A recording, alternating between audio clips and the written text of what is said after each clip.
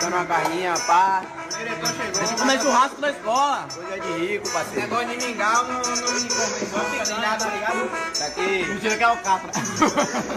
Isso aqui é chão de dentro, chão de fora. Colchão mole, colchão duro. Olha os caras aí, ó.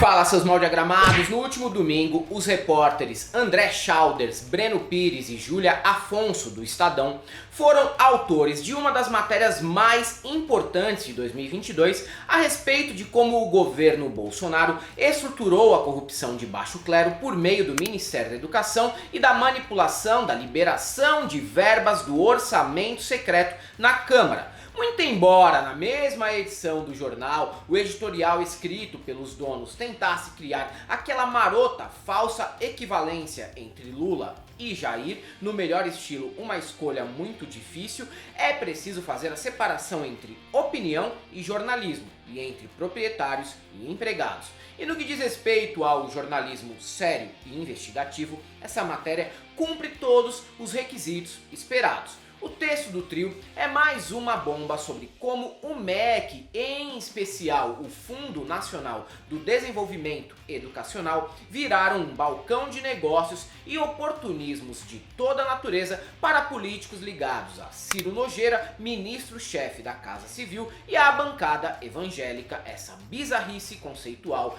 que nem deveria existir.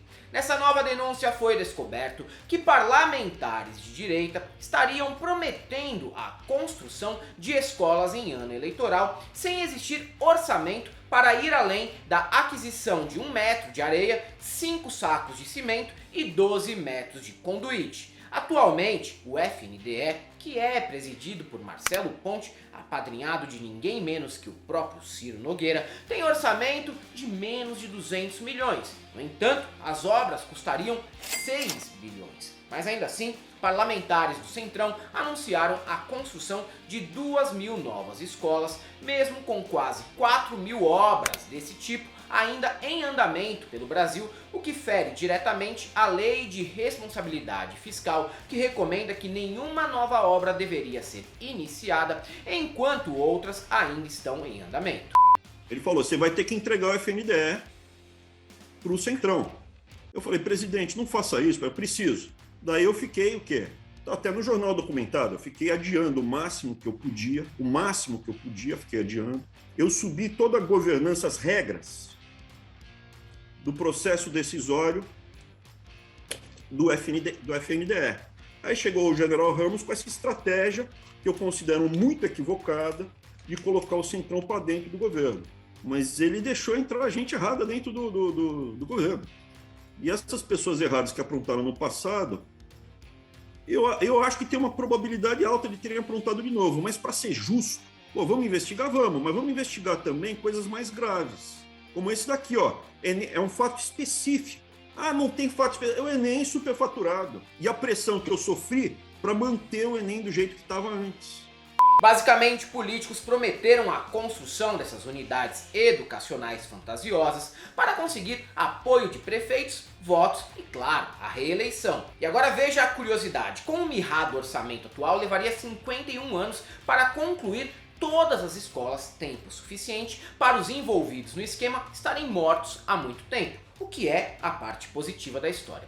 Curiosamente, as prefeituras mais contempladas com essa liberação de verbas são comandadas, vejam só vocês, principalmente por prefeitos do PP e do PL, sendo o Piauí, do próprio Ciro, um estado bastante contemplado em comparação com outros maiores ou com população mais numerosa. Poderia ser uma simples coincidência, mas nem sendo muito responsável juridicamente, daria para apostar nisso. Em publicação no Instagram, o deputado Zé Mário, do MDB de Goiás, chegou a dizer que o governo teria liberado cerca de 7 milhões de reais para levantar uma nova escola rural no interior do estado. No entanto, só há previsão para 30 mil reais nessa obra. Ao ser questionado, ele disse que foi erro da assessoria. Meteu essa. Sem querer ser carrasco de ninguém, mas uma assessoria que não sabe a diferença entre 7 milhões e 30 mil reais merece justa causa. Porém, como sabemos que não foi bem erro e qual a intenção em uma divulgação como essa, espero que ninguém perca o emprego.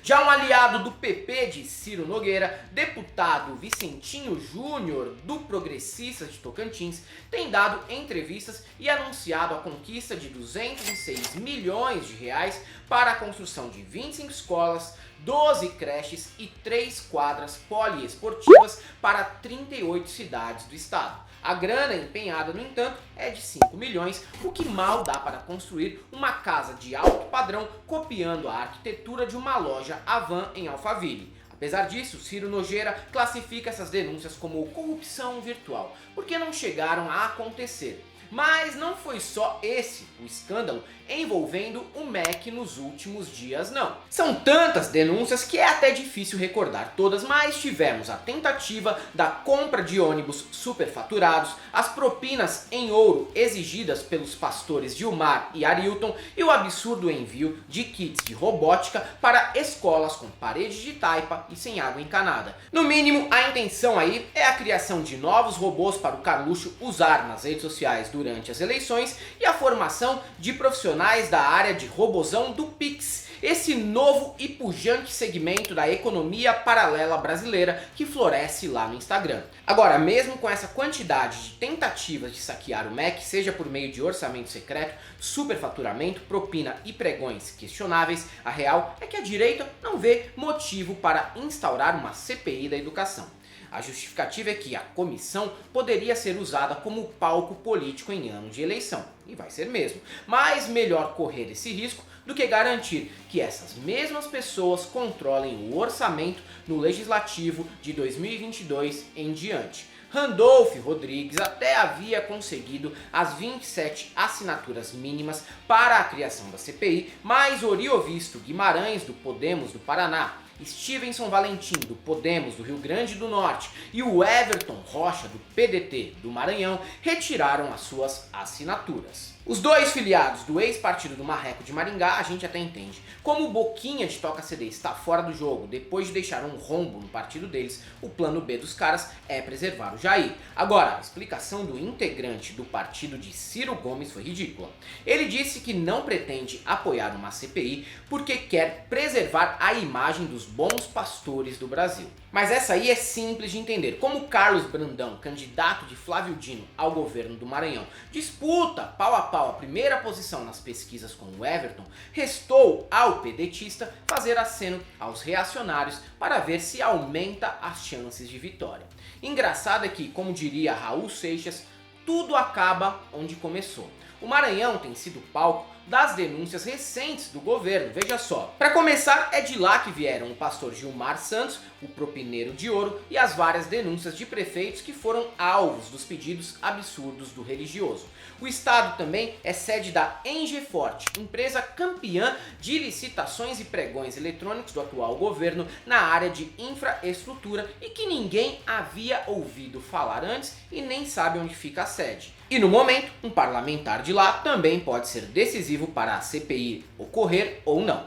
Randolph garante que consegue as assinaturas necessárias até quarta, 13 de abril. Aí depois, a decisão estará nas mãos de Rodrigo Pacheco, que geralmente age como o Jaiminho carteiro e prefere evitar a fadiga para não melindrar o governo. Mas que fique claro para sempre quem teve coragem, até o momento, de se posicionar. São eles: Randolph Rodrigues, Paulo Paim, Humberto Costa, Renan Calheiros, Contarato, Cajuru, Zenaide Maia, Paulo Rocha, Omar Aziz, Rogério Carvalho, Regufe, Leila do Vôlei, Jean Paul Prats, Jacques Wagner, Elisiane Gama, Tasso Gereissati, Cid Gomes, Alessandro Vieira, Dario Berger, Simone Tebet, Mara Gabrilli, Jader Barbalho, Nilda Gondim e veneziano Vital do Rego. O resto se encaixa no que eu chamo de República do Pix. Enquanto o governo facilitar a liberação de orçamento secreto, eles estarão juntos e misturados com o mito. É isso aí, galera. Para quem gosta do nosso canal, nós temos nosso apoio, seja membro, Pix e conta jurídica, caso você queira e possa fazer uma colaboração. Além do YouTube, estamos presentes também no Instagram, no Twitter e no Facebook. Sigam a gente lá. E para todos aqueles que achavam que os deputados federais do Centrão estavam mesmo preocupados com a educação